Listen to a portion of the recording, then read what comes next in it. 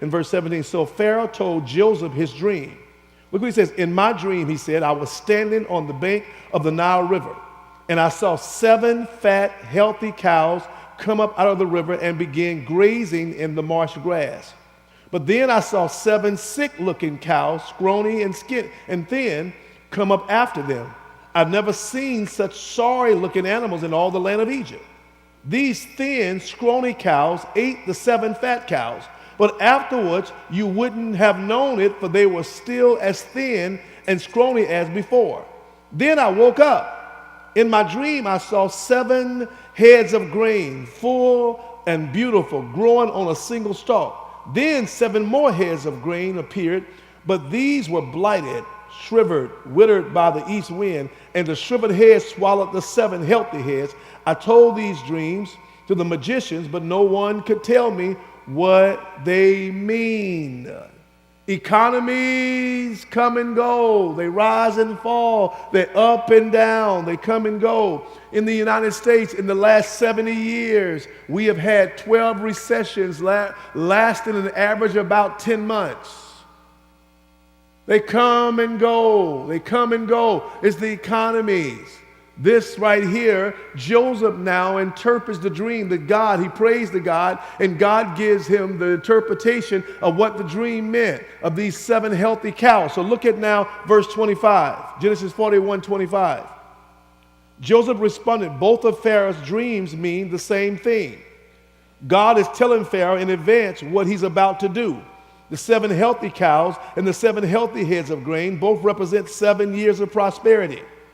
The 7 thin, scrawny cows that came up later and the 7 thin heads of grain withered by the east wind represent 7 years of famine. This will happen just as I have described it, for God has revealed to Pharaoh in advance what he's about to do.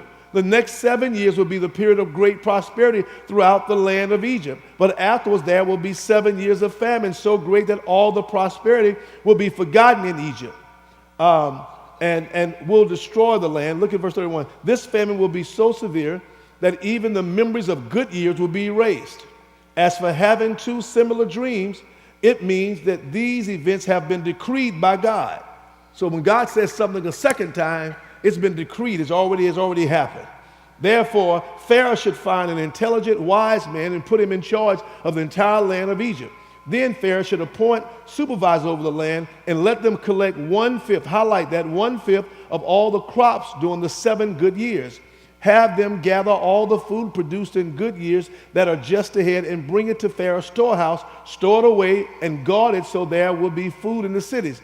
That way there will be enough to eat when the 7 years of famine come to the land of Egypt. Otherwise, this famine will destroy the land. Write these 2 things down that I got from this set of scriptures.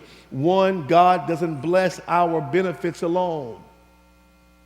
God doesn't bless us for our benefits alone. In verse 36, God told them, I am blessing you to be a blessing. I'm blessing you to be a blessing. Randy Alcorn in his book, Treasure Principle, said, God prospers me not to increase my standard of living, but rather my standard of giving. The second thing I want you to write down is the most important thing I told you to highlight. In verse 34, look what Joseph's wisdom told the people. In the years of prosperity, look what he said to them. He said, I want you to put aside 1/5. Well, if you divide 1 into 5, it's 20%. He's telling you, he said, in times of good seasons, in times of prosperity, he says, set aside 20% of your savings. Well, when you look at our budget, glory to God, our budget is kingdom. When you look at our budget, and maybe some of y'all haven't checked your email. You may already have it, but you haven't checked your email.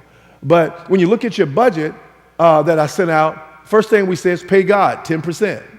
Second thing we say is pay 10% to your savings. Third thing we said pay 10% to either debt if you have that debt, or if you don't have debt, 10% to investing.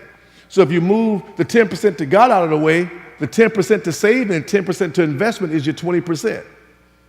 Solomon says, in prosperous seasons, pay yourself 20%. So he's telling you so that when lean seasons come, you will never miss a beat. You will never miss a beat. He's giving you godly principles on how to continue to live. To continue to live.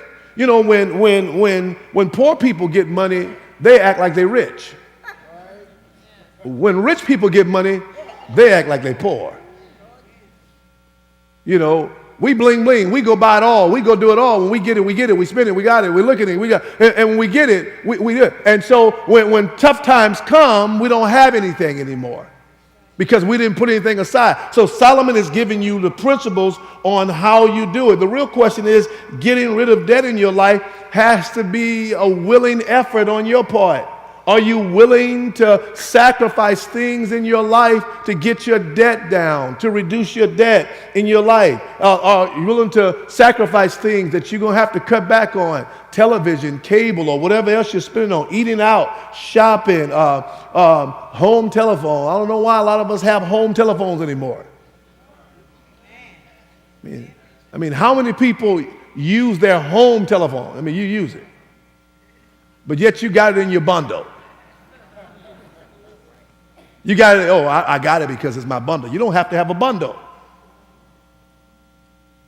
I mean, we give our cell phone number for everything. And so rarely do people use a storage unit. You got all these things here as well. All right, so we're going to deal with today 10 mindsets. Write this down. 10 mindsets that can help you get out of debt. 10 mindsets. 10 mindsets that can help you get out of debt. Mindset number 1. Fear God and let him give you wisdom. Fear God and let him give you wisdom. Many people are going to make fun of you for cost cutting. Let them laugh. At the end of the day, those same ones will be coming to you for help. Look at the wisdom. Look at Proverbs 9. This is reading from the New Living Translation. Proverbs 9 and verse 7. Look. This is Solomon giving you wisdom. Look what he says to you. Anyone who rebukes a mocker will get an insult in return. Anyone who corrects the wicked will get hurt. So don't bother correcting mockers. Use wisdom. Every fight's not a fight. Wisdom is sometimes not being in a fight. Not being in an argument, not being in confusion. Look what Solomon says in verse 8. So don't bother correcting mockers. They will only hate you. But correct the wise. They will love you. Glory to God. Instruct the wise and they will even be wiser. Teach the righteous and they will learn even more. Fear of the Lord is the foundation of wisdom. Knowledge of the Holy One results in good judgment. Look at verse 11. Wisdom, wow, this blessed me. Wisdom will multiply your days on the earth. When you learn how to apply wisdom to your life, it will multiply your days on the earth and it will add years to your life. When I get knowledge and wisdom, it makes me make better decisions and I live a longer life, a longer, healthier life. Look at verse 12, our last verse. If you become wise, you will be the one to benefit. If you scorn wisdom, you will be the one to suffer. That's in verse 12.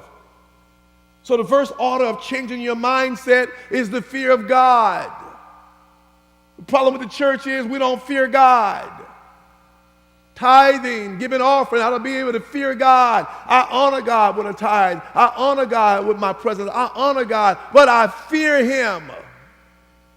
That is the beginning of wisdom, is to fear God. I fear the wrath of God when I don't tithe. I fear the wrath of God.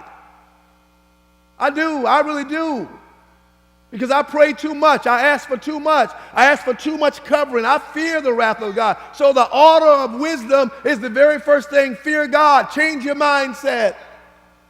And when you begin to fear God, you'll make better decisions. And you got to learn how to fear God. Kingdom warriors mindset is the very first thing is to fear God. I believe when God is first in your life, it is going to start you living your best life now. Fearing God. All right, mindset number 2. Stop seeing debt as a solution to your problems. Stop seeing debt as a solution to your problems. Your mindset changes when you stop looking at debt as a solution to your problems. Stop using debt to solve all your problems. I'm having a bad day. Let me go buy something.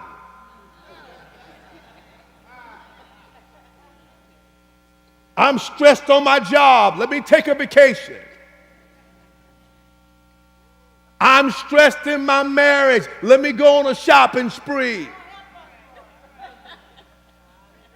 Quit using debt as the win-all, be-all, solution-all. It's not. You stressed, go take a walk around the park. Go to the gym and work out the steam. But don't use debt. It's going to get you in trouble later. You know what's interesting, in my 24 years plus of pastoring, I may have counseled, thousands of people over the years. And, and there's all different variety of things that's in the counsel, relationship issues, marital issues, and all that stuff is on the top. That's when we first get into counseling session. And after digging below the surface, 99% of the time, all the other stuff on the top is all fluff. The bottom line is finances.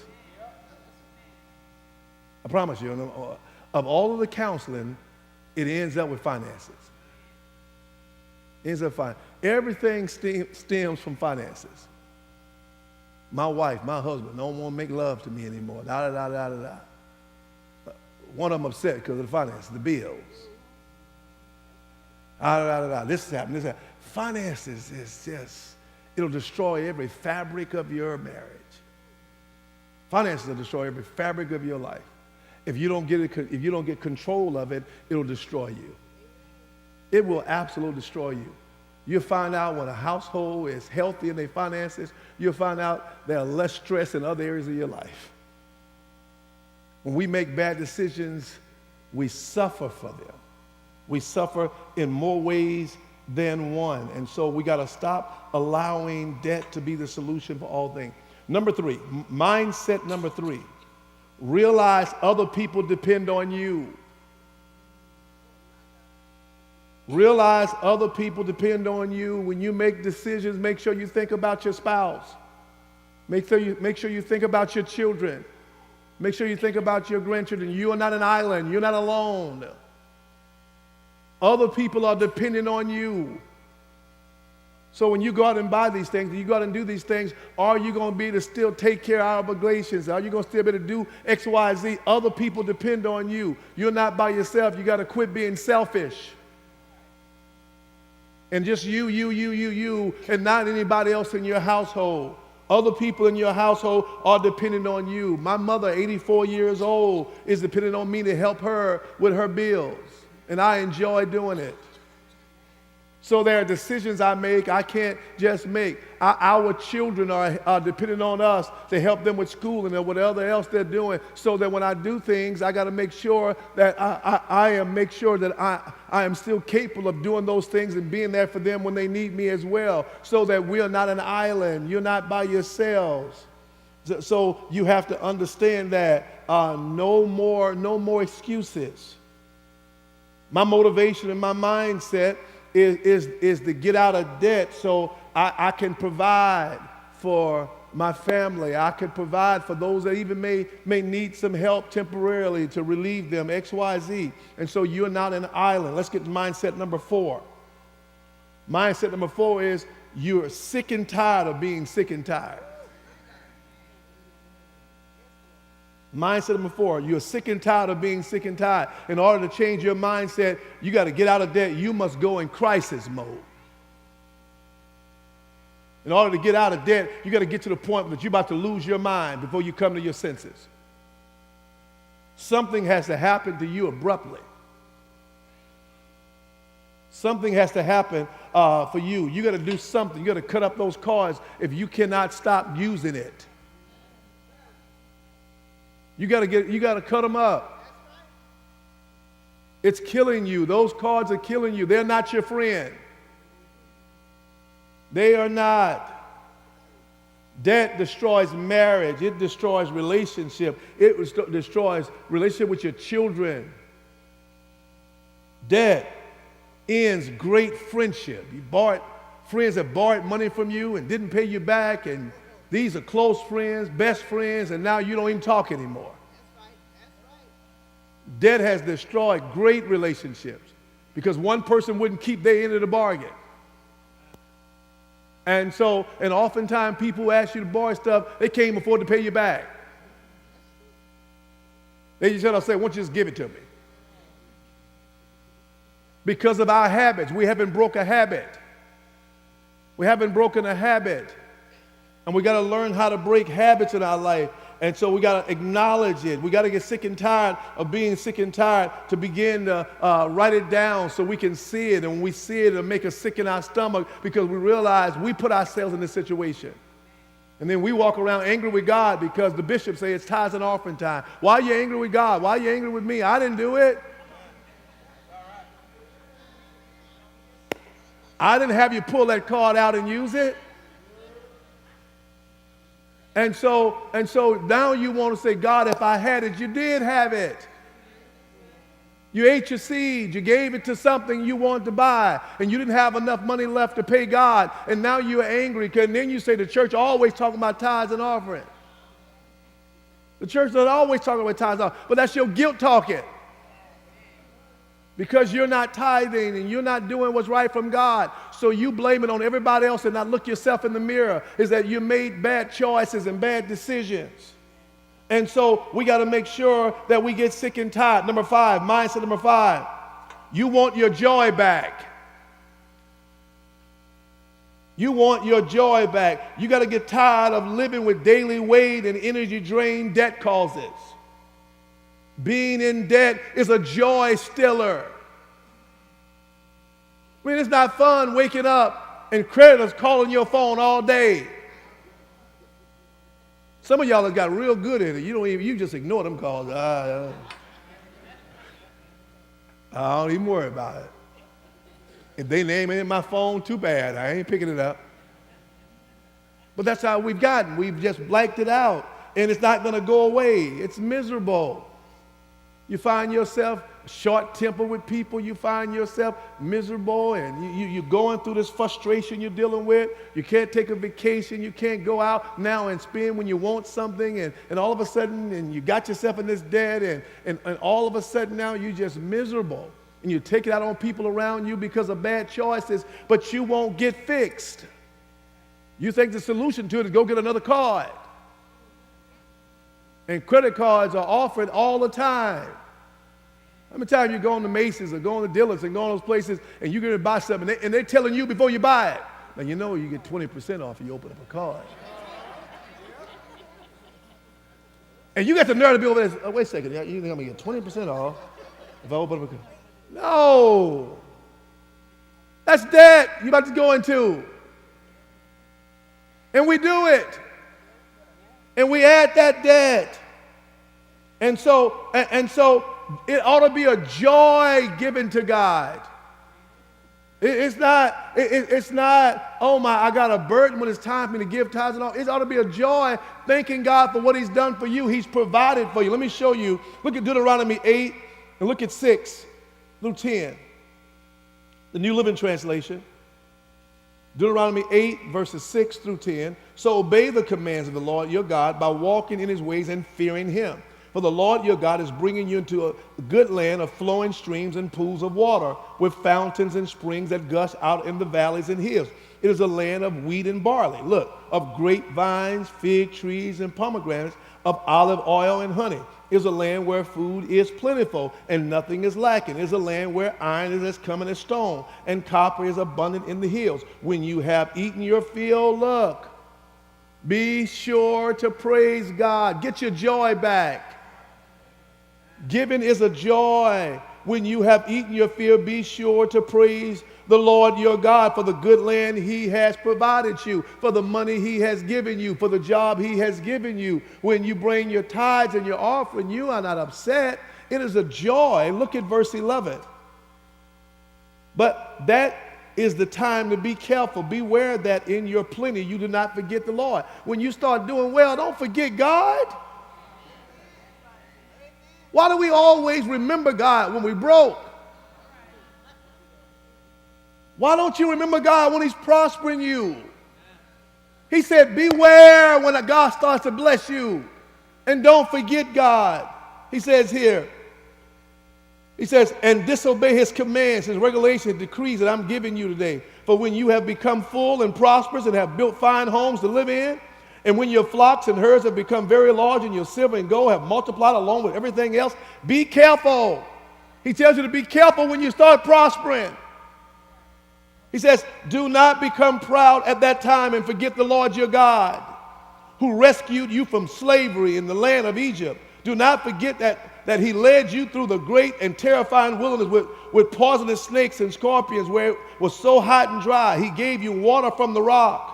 He fed you with manna in the wilderness, a food unknown to your ancestors. He did this to humble you and to test you for your own good. He did all this so you would never say to yourself, I have achieved this wealth with my own strength and energy. Remember the Lord your God. He is the one who gives you the power to be successful in order to fulfill the covenant he confirmed to your ancestors with an oath. Get your joy back so that when you give to God, you're not giving angrily, you're giving joyfully.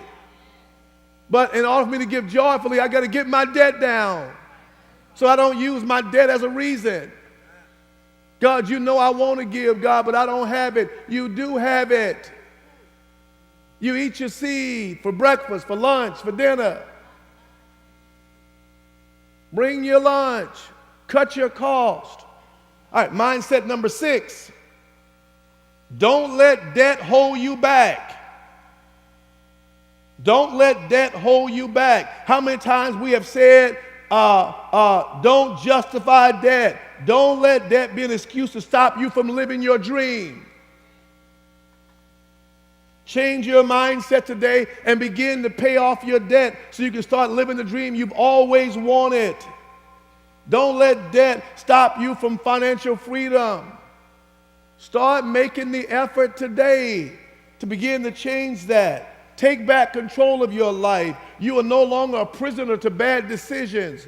We've started a new season. I just read you the beginning of our text in Isaiah 43. He says, forget the things of old. Okay, you made some mistakes and you made some bad financial decisions, but don't dwell on them. Forget it. Now make anew and begin to change your life no matter what age you are. Change your life now. And begin to live the remainder of your lives in the best way possible. Live your best life now, but don't continue to make bad choices. Mindset number 7. Debt doesn't have to be normal. Debt doesn't have to be normal. We live in a society where debt is accepted. As if it's cool to be in debt. Debt doesn't have to be normal. So if I'm becoming debt free, then I'd rather be weird. Debt doesn't have to be normal. Make a decision to change and reduce your debt. You have so much fat. You say, but I don't know where I have it at. I don't know how I can find it. You got it. Look at it. There's wisdom and counsel. You'll be surprised what you find out when you sit down and chat with people around you. You start learning all kind of ways to cut debt. And it'll blow your mind. It's in your house. You look up and $500, $600 a month you just found. Maybe in some of you, $1,000, $2,000 a month you just found. You go, I don't know where it is. It's in my house. It's in my house. Let me show you. Mindset number 8. Every dollar is valuable. Every dollar is valuable. This woman, Zena Kuma, had $28,000 in student loans. that she had 10 years to pay. She called up the student loan people and asked them, if I paid an extra $10 a month on my student loans, how much impact would that have on my loan? They calculated it for her. They said, well, just paying an extra $10 a month on your student loan will knock a year off what you owe. You'll go from 10 years to nine years just with an extra $10.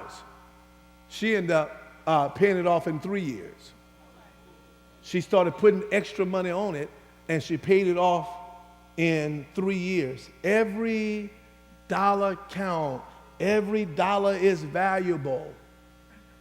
Lady Pam and I, and some of you, and I did a little poll on Wednesday night, and some of you have extremely high cable bills. We were one. Our cable, we were paying $360 a month with cable. And I'm saying, I'm going through this process, and I said, God, I'm going to go through this process as we go through with the church, and I'm going to find ways to cut that. And then, not only that, but one of the bills I was paying for my mother is her cable bill as well, and her cable bill was $200. I don't know what my mama watching for $200. I have no earthly idea what she watching for $200. So I called up the cable company and found out what is on her list, and one of them, they were charging $15 for an HBO alone. My mother only watched the local channels. I'm not even sure how that got on the bill. First of all, I didn't put the bill together. I was just told to pay for the bill. So anyway, so that process, I contacted my cable company, Comcast, and her cable company in Baton Rouge, Cox Cable, and I canceled both services. Let me tell you the debt.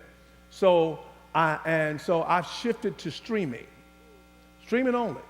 But in the streaming, that's a conversation for Wednesday night. You want to know that answer? I'll talk about that Wednesday night. But anyway, so I switched, and in canceling the $360 a month and canceling the $200 a month, so for the next 12 months, we're going to save in our household $6,000 just from one bill. As a matter of fact, 360 and the 200, what is that? 560. I just found fat in one bill, a cable bill. So we in the men's meeting on yesterday, as Wisdom and Counsel, we're in the men's meeting yesterday, Deacon Scales and Wesley and all of us are talking, and Lamarcus, and we're all in there talking, and Elder Carter, and we're talking about different ways to cut debt, and that's Wisdom and Counsel. And so we're in there talking about the different things and ways to cut debt, and Deaconess May Jones and Al said to me that, that the power companies, I found out, not just Walton EMC, but Georgia Power, all of the power companies right now have joined in the home security, the home alarm systems. And so, people have various costs and stuff based on the monitoring and what you're doing with the home loan system and the power companies now. And so we have ADT. And we pay $44, which may be a little high, and pay $44 a month. Well, the Walton EMC alone has a power company with the same monitoring costs, the same exact service I'm paying ADT for $44, and they have it if you join them or any of the power companies, they're offering $16 for the same cost you're paying $45. So that's $28. That's fat. I said, I'm calling them Monday. That's fat. That's fat. So, let me just keep going. I'm telling you, every dollar is valuable. And so I got to figure out, because I still don't know, but what's in my phone bill, my cell bill. I just got a cell that I pay $200 a month. It's just me on it. I don't know what's on the bill. I don't know who calls I'm making that important. I don't know who they are, so I'm calling AT&T out. So I'm just, Lady Pam, her bill is $100, and so that means together that's $300. I'm just talking about, you're talking about reducing debt. It's in your house, and so We're having this conversation, and Wesley, I don't know if Wesley is here. Wesley may be at the 11:30 service. He works for Comcast, and we're talking. Comcast, the same one who I just cut my cable from, Comcast have partnered with Verizon. How many of y'all know that? Anybody? A few of y'all? See, y'all should have told me already. I just didn't know this. But we're paying $300 a month. Comcast has unlimited data, unlimited text, unlimited hotspot, unlimited, no contract, and their phone service is $45 a month. $45 a month. Unlimited. So all of a sudden, I got $300 and $45. So you thinking that's not fat. There's wisdom and counsel. So when you begin to talk to people, you realize, wow, let me cut my debt. So I added up all the debt, and I haven't even gone through all the bills. I just went through 3 things I just told you. And for a savings of 12 months, it's right at $10,000. Can we give God praise for that? I haven't done anything. But what am I trying to show you? Every dollar is valuable. So that when you say, oh, I can't do it, you can. You got to investigate. You can. And reduce your debt. You can do it. So I'm just trying to get you to see you can do it. Everything is valuable. Mindset number 9. If others can do it, so can you. If others can do it, so can you. This couple, Monica and her husband, paid off $120,000 debt on a single, listen to me, middle-class income in only 2 years. And she was a stay-at-home mom. And they paid off $120,000. If others can do it, so can you. Quit talking about it and be about it. You can do it. Make the commitment to become debt-free. That's why I say go down your list and see what can you cut. See the things you can cut and reduce your costs. And when you do that, you'll find out even more. And our last one, number 10, change from I can't to I can. Mindset number 10, change from I can't to I can. Paying off debt is a mindset. Voices? And I've told you, I've declared war on debt. I've declared war on debt in our personal lives. I've declared war on debt in our church. I've declared war on debt with our members. I've declared it. You have to be driven and motivated to achieve. You got to have people around you that you can do it. Don't have people around you say, oh, that's going to be hard to do. No, it's not hard. You want to continue to live like that? We wasn't trained. We wasn't taught growing up on how to budget and how to set up our finances. We wasn't taught that. And so now we're spending years of our life in debt, wasted, struggling to be able to live the life God ordained for us because of bad decisions. Our parents didn't teach us that. We learned the hard way. And so now we're getting this the godly way in church on how to do it. So you have to see yourself with your bills paid off. You got to see it happening in your life. You got to be able to envision it taking place. But you start with a plan. You don't start praying and shouting. No, you do it. Well, I'm just going to continue to pray and ask God to give me revelation. No, just stop spending. You don't need revelation for that. Stop spending. Slash your budget. Slash your spending. Sacrifice things you may love doing. Take it back. Stop eating out. Some of you are spending $600, $700, $800 a month just in eating out. It's there. If you really want to begin to live the life God is blessing you with, it starts now. If this series is nobody just for me and my household, I'm grateful to God for this series. You ought to give God some praise. I receive that in Jesus' name. And so we've declared it. I'm believing right now. And I just gave you a sample. I wanted to be transparent because I gave you a sample. That's just $10,000 just in our household and those 3 bills. I haven't even gone through the rest. And I'm telling you right now, over a 12-month period. I'm just telling you right now. So when you see those cost cuts, cost cutting, and make sure you take it all the way through 12 months. Because all of that would have been money you would have spent this year.